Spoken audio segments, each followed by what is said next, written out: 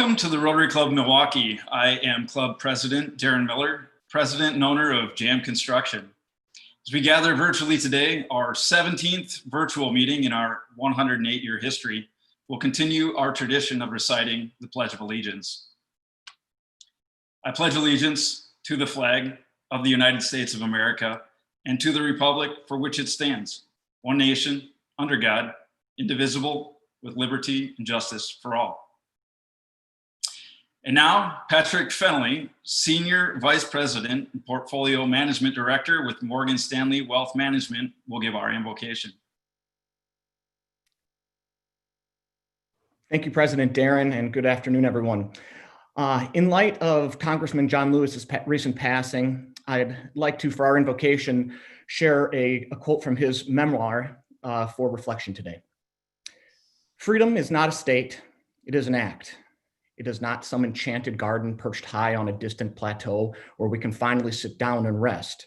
Freedom is the continuous action we all must take, and each generation must do its part to create an even more fair, more just society.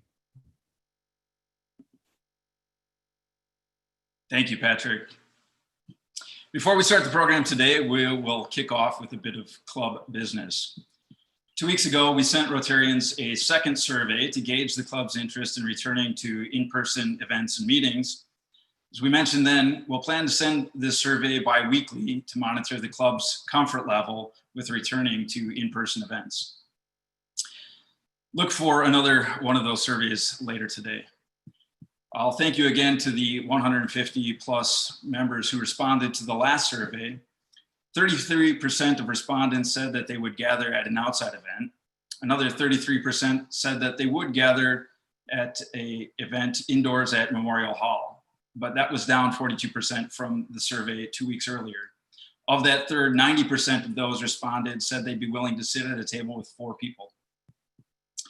However, given the growing number of cases in Milwaukee and Wisconsin, the club remains cautious about reconvening.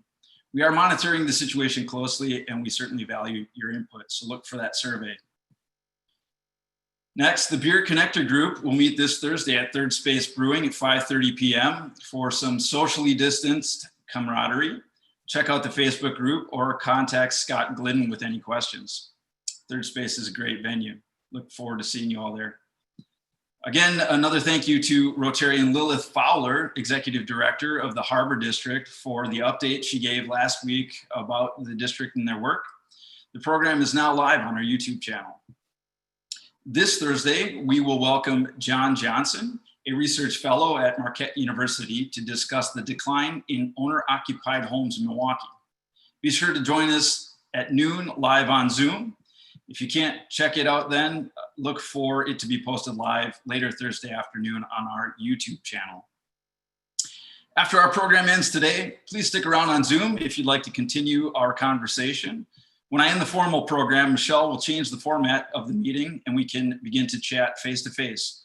I know everyone's missing face-to-face conversations. We're working on new ways to incorporate interaction into our Tuesday programs. Now, Jamie Reeve, Senior Vice President of Wealth Strategies with Northern Trust Company and Programs Committee Chair, will introduce our speaker. Jamie?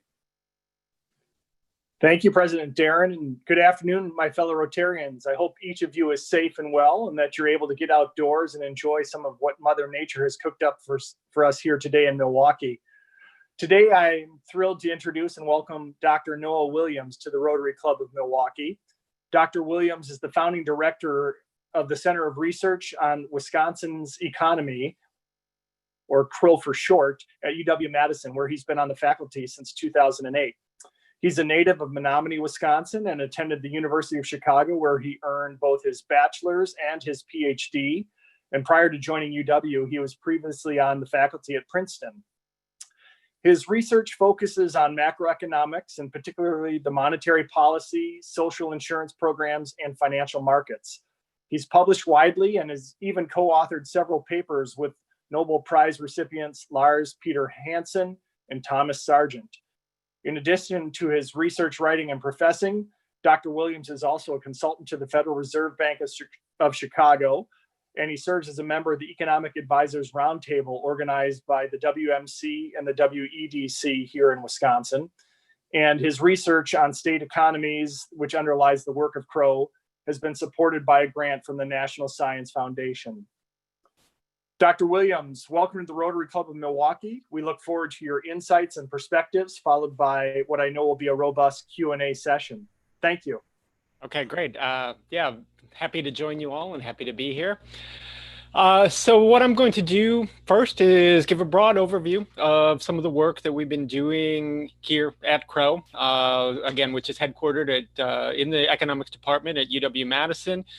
Really, since the start of the pandemic, we've really been searching for alternative high frequency sources of data because the economy and the situation has just been changing so rapidly. And as we'll see, we've actually gone through really a couple of rounds of ups and downs during this pandemic. So I will start and go through some slides, give a broad overview, and then we'll open it up for Q&A. So if anyone has any questions, please jot them down or enter them on the chat function here. I do want to mention that our website is regularly updated. We publish regular weekly updates, as well as adding new material, again, because the situation has been changing so rapidly. So you can get all of the latest there. Here. So the first thing where we really noticed the economic impact of the coronavirus pandemic really came in the labor market. So what's shown here are initial unemployment claims. So this is the number of people filing for unemployment for the first time in the state of Wisconsin. And this is a weekly number starting right around the 1st of March. The blue line shown there is 2020, the red line is 2019. And you can see right essentially as we entered a state of emergency in the middle of March, unemployment claims spiked to levels which they had never seen before. Beginning of March, again, it helps to kind of remember where we were at the beginning of the year. The unemployment rate had been historically low. We'd been just off 3% unemployment in the state.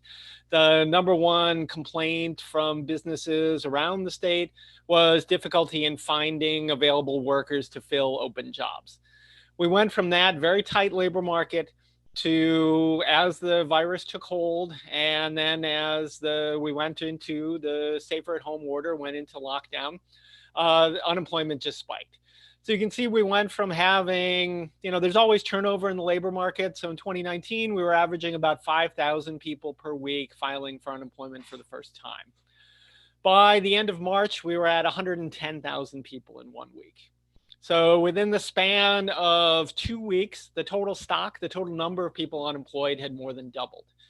Unemployment claims, have come down since that initial peak. But they remain at a very elevated level. You see, for roughly the last 6 weeks, we've been stuck at around 30,000 initial unemployment claims. So again, nowhere near the depths of the pandemic, but still would have to say a relatively depressed labor market. And that depressed labor market then has shown up in an increase in unemployment and a corresponding reduction in employment. So again, this is all just different measures of looking at the job market. We can count people who are filing for unemployment for the first time. As I'm sure many of you are aware, there's been stories of people filing for unemployment, and a large number of people, over 100,000 people, still haven't been paid, or their claims are still in the adjudication process. We also see that this led to a spike in measured unemployment. So what's shown on the left is the unemployment rate in the US, which is blue, and Wisconsin, which is in red. And they've largely tracked each other. Unemployment, was a little bit lower before the pandemic in Wisconsin than nationwide, and we've experienced a little bit less of an increase. Unemployment in Wisconsin, again, the official number peaked at 13.5% roughly in April, and the June number just came out last week, and it's down to 8.5%. Again, this is relative to where we were, 3% unemployment. We're triple that. We're at levels, again, well off where we were in April, but still at levels roughly consistent with the recession in 2008. Moreover, there's severe measurement problems in all of this. Basically, the statistics that we regularly collect just aren't designed for a situation like this. So the Bureau of Labor Statistics actually estimates that the peak unemployment rate there in the US, which was just under 15%, there were roughly 5 percentage points more that were just misclassified. So they really think the peak unemployment rate was closer to 20%. That mismeasurement has come down a little bit, but nonetheless, we're still, maybe around 13, 14% nationwide. So again, there's in a situation like this where things are changing so rapidly, and we've just seen unprecedented speed and magnitude of economic fluctuations, it's really even difficult to measure the scale and the scope of how bad things have gotten.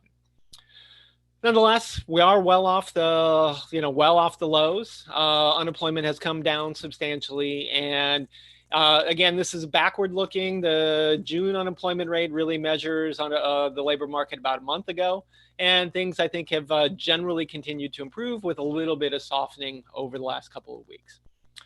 On the right is a different measure of employment. So the unemployment rate is measured by surveys of households. Particularly on a state level, there's a fair bit of uncertainty, measurement error in that. A more accurate survey on a monthly basis tends to be coming from employers, which is shown on the right. So that's the reduction in payroll employment. The solid lines are the overall, again, blue being nationwide, red being Wisconsin. The dashed lines show the hardest hit sector, which is leisure and hospitality. So it's essentially hotels and restaurants. So services in general have fared poorly. They've been the hardest hit. Again, think of what's happened in the pandemic. People have stopped traveling. People have stopped going out to eat. Most restaurants, had been closed for dine-in eating. Some of them have reopened. Some of them have closed again. So you can see that employment overall in the state was down almost 16% in April. It's rebounded, but still down about 10%. But leisure and hospitality was really hit very hard. Over 50% of jobs were lost in April. Again, they've come back, but we're still down 29%. So again, all of this is saying, we've had really an unprecedented recession where we entered into a recession basically by design, locking the economy down, which led to mass job loss. We've come out of that with reopening, but we still, by a number of different measures, remain well down. And again, with the recent resumption or the increases in the spread of the virus, there's questions about how strong will this recovery be going forward. Instead of looking just at the labor market, if we take a little bit broader view and try to look at measures of economic activity, again, it's very difficult to do on a high frequency basis. So one of the things which we've been tracking is foot traffic data, which just comes from a sample of basically people visiting different commercial locations around the state. So this is a company which tracks a large sample, roughly 10% of the state population, tracking their activity by basically movements of GPS attached to cell phones. And this, again, largely tracks economic activity. We're not getting sales. We're just getting visits to different commercial locations. But nonetheless, it's a pretty good real-time measure of economic activity. You can see here, again, there's a few different sectors in the state. This is coming from roughly 70,000 different locations around the state. The overall measure is the black line, which is roughly in the middle. Retail is the red, which is on top. Information, which is the yellow on the bottom. Some of the largest sector in information is actually movie theaters, which have been largely closed down. So you can see, again, starting roughly in the middle of March, there was a very rapid collapse in activity. Throughout April, overall activity was down roughly 2/3 year over year. We've recovered substantially since then. The state Supreme Court decision invalidating the safer at home order that came in, that's the solid black line there. And you can see things accelerated a little bit more even after that point. So retail has remained the strongest. Again, there's been a big shift within the retail sector. People particularly moving towards purchasing groceries and other essential retail items. Food and accommodations and food, which is the green line there, again, has been one of the hardest hit sectors, but has also rebounded relatively strongly since the middle of May. Thing to note there as well is all of these sectors peak roughly around the end of July, and then there's a little bit of fall off since then. So this is true for retail, this is true for accommodations and food, and it's kind of true across the state. And as we'll see a little bit later, is actually true across the country. So we've seen Wisconsin has actually been one of the strongest states in terms of economic activity rebounding. But like many other states, with basically the resumption of the spread of the virus, the tightening up again of some of the restrictions, we've seen the recovery stall or fall off within the last couple of weeks. If we look at consumer spending hasn't collapsed nearly as much as employment or overall economic activity.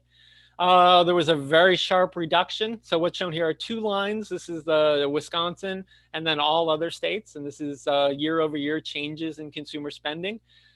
Again, we can see actually consumer spending ramped up early in March as economic activity was crashing. What were people doing? Well, they were stocking up for the lockdown. All right, we'll see in just a second. There's a big spike in activity at grocery stores in particular. This was the period in which, shortages of toilet paper, lines at grocery stores, and so on. So that's the spike in early March. Then it collapses into April, but it's actually recovered quite quickly. And this is also borne out in nationwide measures of retail sales. June retail sales were basically back to where they were pre-pandemic. So even though other measures of economic activity have slowed down, consumer spending has remained relatively high. Some of this is due to the fact that there's been a relatively strong policy response to this pandemic-induced recession, with the rebate checks coming from the federal government, as well as enhanced unemployment insurance. Turns out that, again, we saw a big spike in unemployment rates, but because of the enhanced unemployment insurance benefits, a substantial number of people who are unemployed are actually earning more on unemployment than they were while they were working, and they've been able to sustain, or even increase in some cases, their level of spending. However, as I mentioned, there's been a big shift in the composition of that spending, and I think that's going to have some longer term repercussions. So on the left is the growth of online sales versus in-store sales. And you can see a huge expansion in online sales. Right? So overall consumer spending is up roughly 2% year over year, but sales in stores are down about 5%, but online's up 20%. So there's been a bigger reallocation towards online sales, which also means some implications for, say, local businesses, right? So instead of buying at the local store, people are now purchasing more and more from online retailers like Amazon. I mean, I know, anytime I have to take out my recycling now, it's filled with plenty of cardboard boxes from Amazon with all of the things that we've been purchasing recently. The right there also shows grocery store sales versus all others. And you can see that grocery store sales spiked in March, but they've remained high. And again, this is a big shift in composition. Instead of going out to eat, people are purchasing and dining more at home. So there's been a big shift. Again, consumption spending overall has remained relatively strong, but a big shift in who's getting the sales and the composition of sales by consumers. Again, leisure, accommodation, and travel, has come back, but remains relatively low. Again, it's been one of the harder hit sectors. And then just kind of briefly to look at, expand out beyond Wisconsin to look at what's going on around the country. And we see, states have been on sort of different recovery paths, but the general trends have been the same. So there's a lot of lines on this graph. So I'm just going to break this down. This is just retail activity. Excuse me. Wisconsin, the states are labeled according to which is the highest on the very end. So Wisconsin and Florida have been among the strongest states in rebounding from the pandemic-induced recession. All right, so you see from roughly the middle of April until the end of July, or sorry, end of June, beginning of July, relatively strong rebound in Wisconsin, which is the blue, and Florida, which is the red. Florida had a peak, had another spike in coronavirus infections, basically starting at the end of June, and you can see they start tailing off a little bit earlier than we do, but overall the patterns are similar. States like Texas and Arizona didn't fare as badly in the pandemic. So that's the kind of yellowish and the purple lines there. They didn't fall nearly as far as some of the other states. They also rebounded sooner. They came back relatively strong in May. They had earlier reopenings, but they also had earlier resumptions of virus spread. And they've had relatively flat activity throughout the month of June and then a trail off in July. So again, all of this is kind of pointing to the fact that economic dynamics here are largely driven by the virus, right? The lockdowns were certainly, helped to keep economic activity at a low level. That economic activity declined well before we went into lockdown in the state. The easing of the lockdown orders has allowed for a resumption of economic activity. But with the increased spread of the virus, we see that activity trailing off again. And again, that seems to be the case regardless of the level of activities in the states. The bottom lines there are New York and California, which were some of the hardest hit by the pandemic recession. They've also been the slowest to reopen. But even they have seen, even though New York in particular really hasn't seen a resumption of the spread of the virus, they've seen a fall off of economic activity in July as well. So in broad terms, what did we see? Well, we went into lockdown in middle of March. There was a lot of hope that this would be very short-lived, would be a so-called V-shaped recovery, where we would have a very rapid reduction in activity, followed by a very rapid resumption in activity, very rapid growth, getting back to where we were.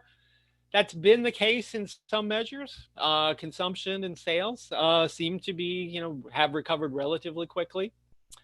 But other measures, employment and other sort of local economic activity has been slower to rebound. So going into the recession, overall things deteriorated much more quickly than people expected. The facts on the ground outpaced economic general expectations throughout March into April.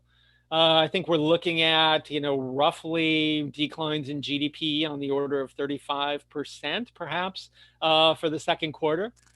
But we've seen relatively rapid bounce back. And again, throughout May and June, the bounce back was actually quicker than people expected. So the surprises were kind of on the downside early on, followed by surprises on the upside over the last couple of months. But again, we seem to have slowed a bit recently.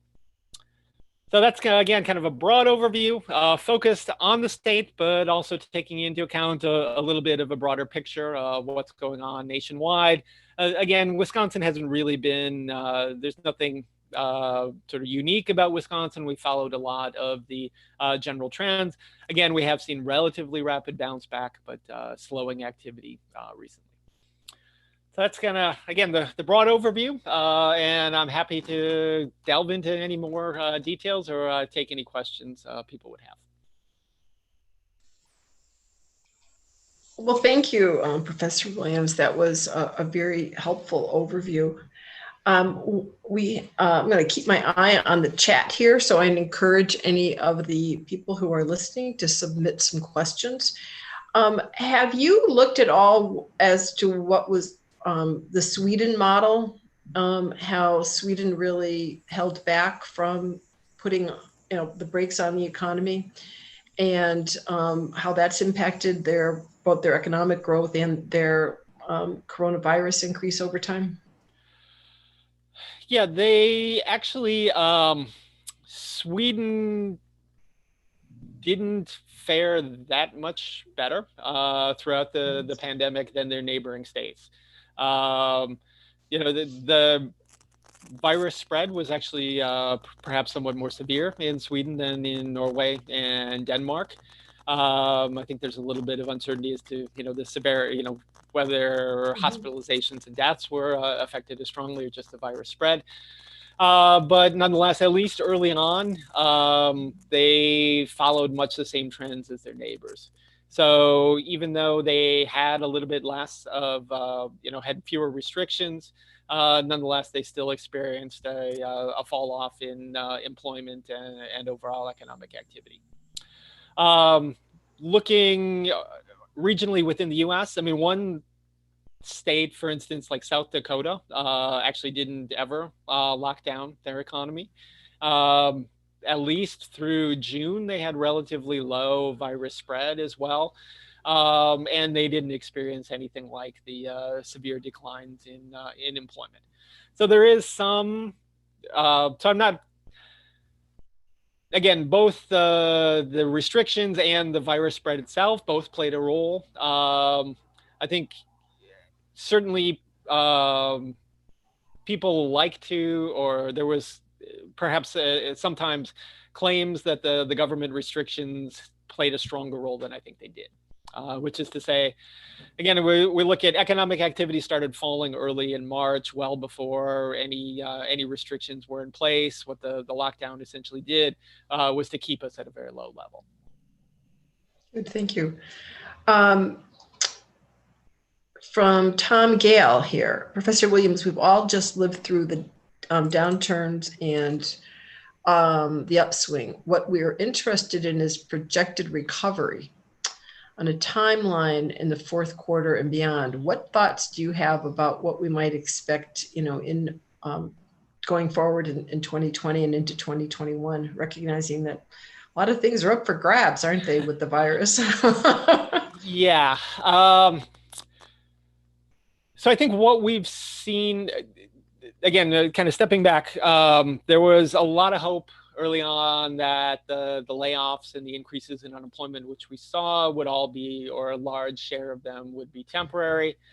What we're seeing right now is something on the order of a third to 40% of layoffs are turning out to be permanent.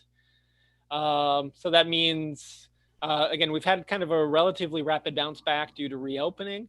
But we've kind of hit the end of that, and you can see, recovery has slowed a little bit more recently. So what that means is, right, so if we go back to unemployment in Wisconsin, we increased from like 3% to 13%, so 10 percentage point increase. If we take 30 to 40% of that as being permanent, we're looking at an additional 4 percentage points of unemployment. So we'd be looking at unemployment rates on the order of 7% going forward. Right now, most recently we were at like 8.5%. So I would expect that to still come down a little bit, but again, to remain at an elevated level. Most of the projections have been for, again, all of this contingent on how severe is the virus spread. Will we get, is this really a second wave or a continuation of the first wave that we're seeing? What happens in the fall? But again, as of right now, most of the projections are that we'll nationwide be at double-digit unemployment rates well into next year. Again, I think people have revised that down a little bit, but still we're looking at, being at least the end of next year before we get back to where we were earlier before the pandemic. So the rationalization for putting that boost into the unemployment payments really connected to the fact that we're such a consumer-driven economy, and the fear that if consumers really lost income, we would really be suffering. And I assume a lot of this bounce back could be attributed to that. And I guess there's two questions there. Is like, how do you see that going forward if we don't have the increase in unemployment benefits? But also, there's been a lot of concern expressed in different places that that boost in unemployment has made it undesirable for some people to go back to work. Yeah. So it's a little bit of a two-edged sword there. What are your thoughts about that? Yeah, no, I'll be a typical economist on the one hand and on the other. It's certainly the case that the enhanced unemployment benefits have been a big support for people's incomes and consumption. There was actually I saw a recent study done that unemployed workers who've received these enhanced benefits have actually increased spending by about 10%, which is not typically what you see, when people are unemployed. And again, to give a sense of the order of magnitude, in Wisconsin, without these benefits, a typical worker who would get unemployment would get about 40% of what they'd earned while they were working, or somewhat less. With the enhanced unemployment benefits, a typical worker is getting about a 20% raise. So they're earning 120% of what they'd earned. Again, during April, where we were basically locked down, the disincentive effects of that weren't very severe.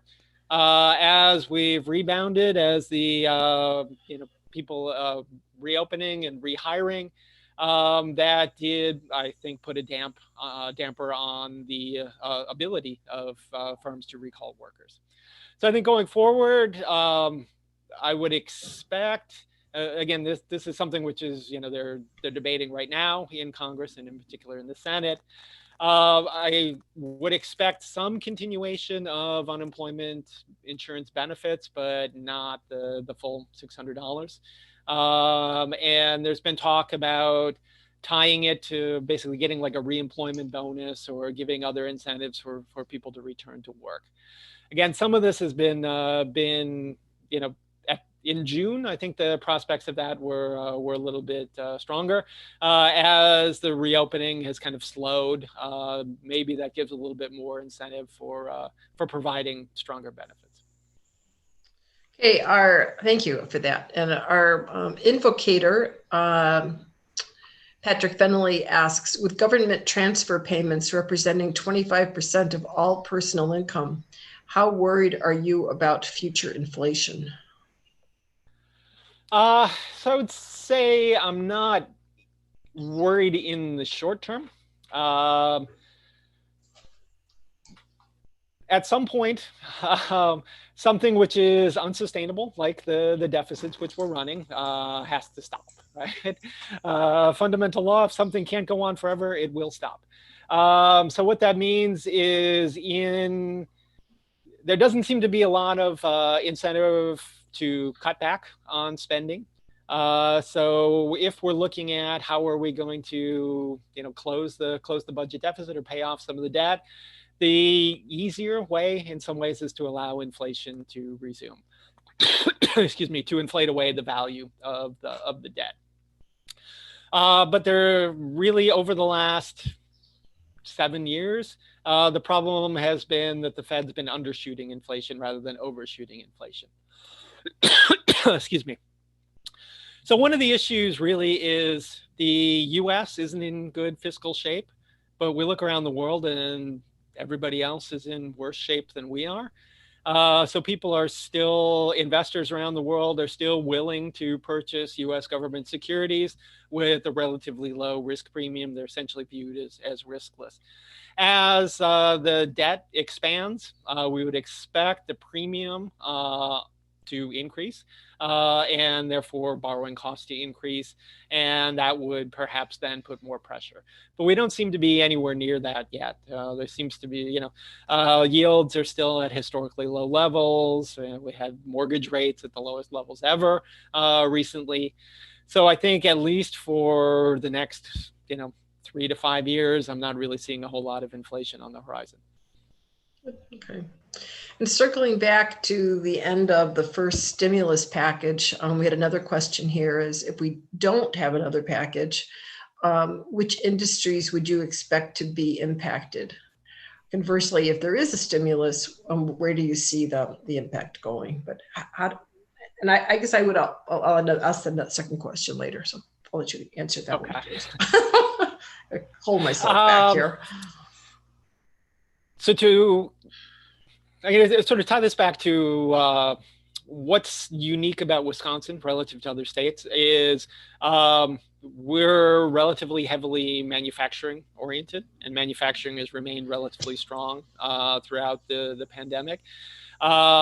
So if there is another stimulus package that would tend to support retail, again, more consumer spending, and hence a lot of manufacturing would go along with that.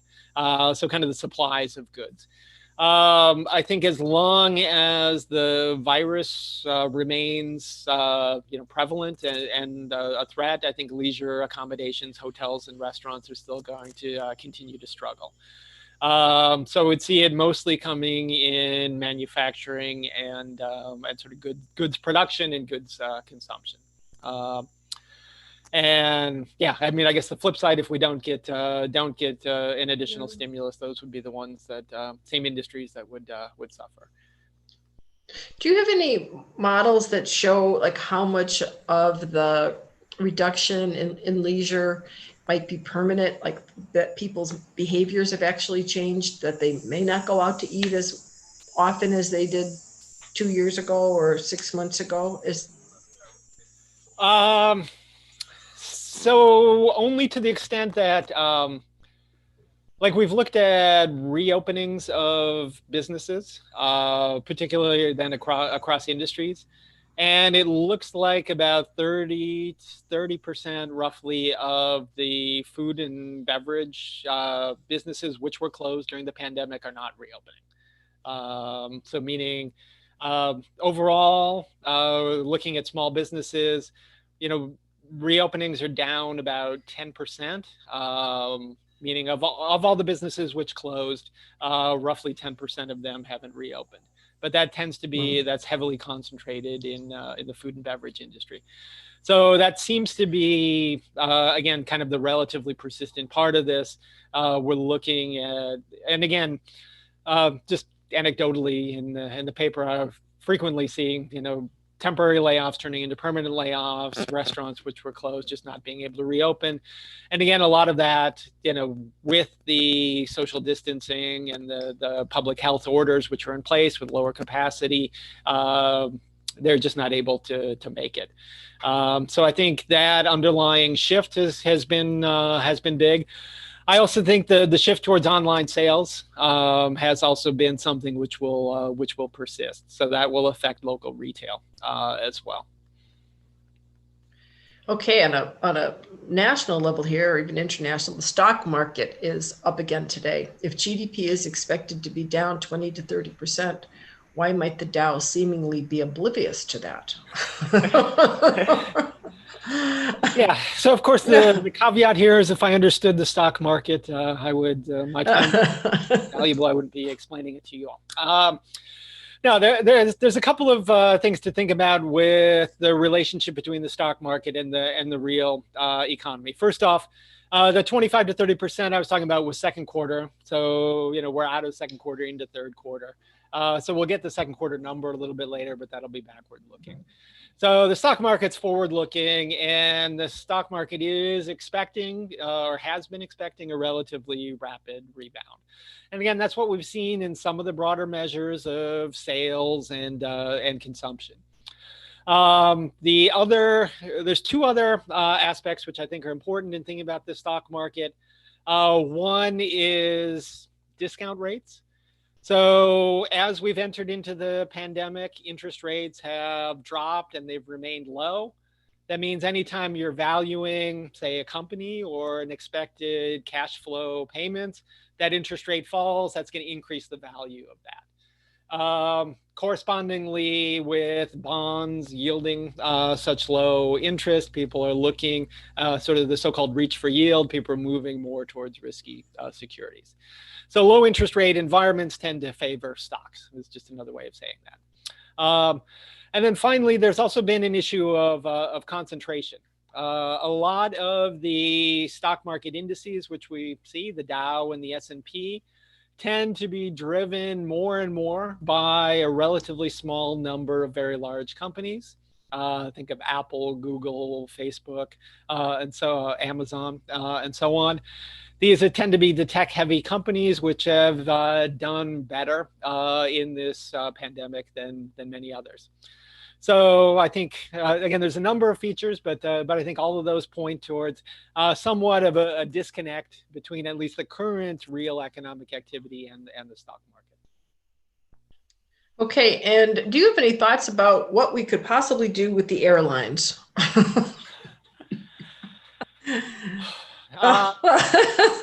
And if that's just not in your wheelhouse, that's okay.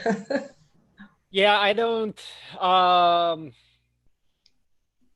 know that there's a solution. I mean, we have provided substantial lifelines or bailout funds to the airlines, but again, I've saw Southwest, United have just announced substantial layoffs. At one point, through April and May, airline traffic was down 95% year over year. It's up a little bit now, but it's still down, 75 to 80%. And again, I don't see that resuming anytime soon, at least not until there's a vaccine and sort of life returns to at least some semblance of normality. So there's really a question of whether we could or should try to keep these companies afloat at the scale that they are operating for that time. And I'm just not sure how plausible or feasible that is. Okay, and our president Darren asks, similar to the retail foot traffic data, is there corresponding data to reflect the outdoor activities being frequented by the population and any positive correlation to economic activity? Like theaters are closed, but kayaks and bikes are sold out. Any, I guess, what areas are really booming or are really taking advantage of the current situation? Exercise bikes. Yeah. We have indeed seen that. There are some of this foot traffic data that we track does track visits to parks and national parks and even community parks, and those are all up. Again, those aren't necessarily business or revenue generating, but we have seen there's been a shift. Again, it goes along with kind of the shift in consumption patterns. RV sales are up. Right, as people are flying less, they're taking more road trips to the extent that they want to travel, sleeping in an RV versus a hotel or flying somewhere. We've seen increases in sales of boats. Again, particularly here with a lot of lakes, people are getting out and enjoying, using that for recreation rather than alternative means. So there has been a real shift in consumption patterns, which does reflect that change. What do you see in real estate? Just anecdotally, it seems that houses are selling very quickly here in Wisconsin. Is that true across the state? And then how has the commercial real estate market been impacted? So residential real estate has actually been relatively, so volumes are down, or they were down substantially in May. They've actually come back in June, but sales prices have remained relatively high. So real estate has actually been less affected than I might have expected otherwise. Again, the lower mortgage rates help that quite a bit as well. So the housing market has been actually relatively robust. Commercial real estate is having a little bit harder time. Again, think of the increased work from home, fewer people going into offices, less demand for new office space. They've had a more difficult time, and likely that will continue going forward. Okay. Well, I think that wraps up the questions that have come through here. Unless anyone else wants to shoot me another question. I'd also just remind everyone who's here that in a minute or two, Michelle's going to switch the format.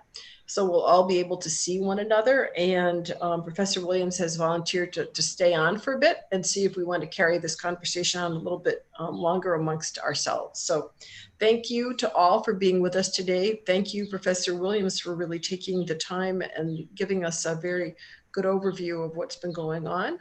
And President Darren, I'm going to turn it back to you. Thank you, Mary.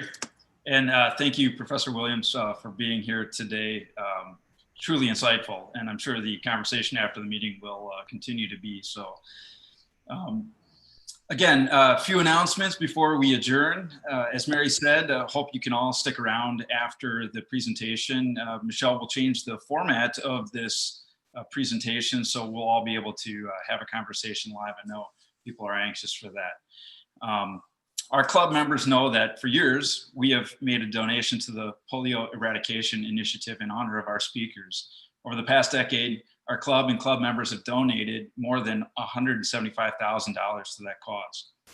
While the polio initiative remains critically important, this year we're changing it up a bit in honor of community leaders like yourself, Noah, who speak to our club members. We will be making a donation in your name to the YWCA of Southeastern Wisconsin, whose mission is eliminating racism, empowering women, and promoting peace, justice, freedom, and dignity for all.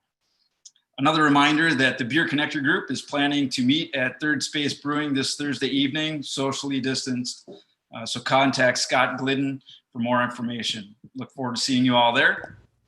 Tune in Thursday, again, for our snack program, where we will be joined by John Johnson from Marquette University to discuss the decline of owner-occupied homes in Milwaukee. Next week, on Tuesday, join us to hear from Rotarian Rob Henkin, president of the Wisconsin Policy Forum, who will discuss how COVID-19 has impacted state and local governments' budgets. Formal part of this meeting is adjourned, but please stick around for additional conversation. The meeting is adjourned. I'm gonna go ahead and get people promoted here. You're certainly welcome to unmute yourself as you come in.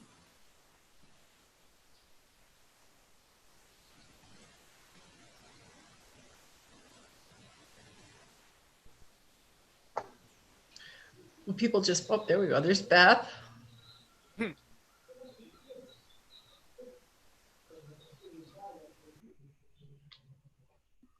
This is the first time we're trying this, Noah, to see if we can. We actually tried it a couple of months ago, and people really didn't jump in or stay afterward. But we decided that we had to try it again because we keep hearing people want to see one another, and so you know, we thought we'd give it a try with you. So let's see if we can. We'll see what kind of what happens here. So, Professor Williams,